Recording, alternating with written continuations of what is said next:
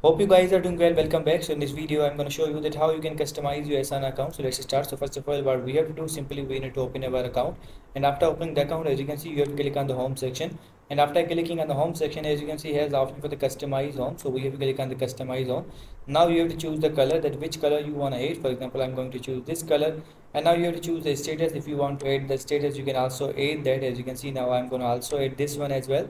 And let's add this one as well. So as you can see, now it's done. And now I'm going to bake again. So as you can see, now if you want to move to the next step, you can also do that. Complete your profile. So we have to click on the profile and we need to provide our profile details. After that, our this step will be also completed, and the next step is finish and close. So we have to click on the finish and close. Now as you can see, our profile, our home tab is customized.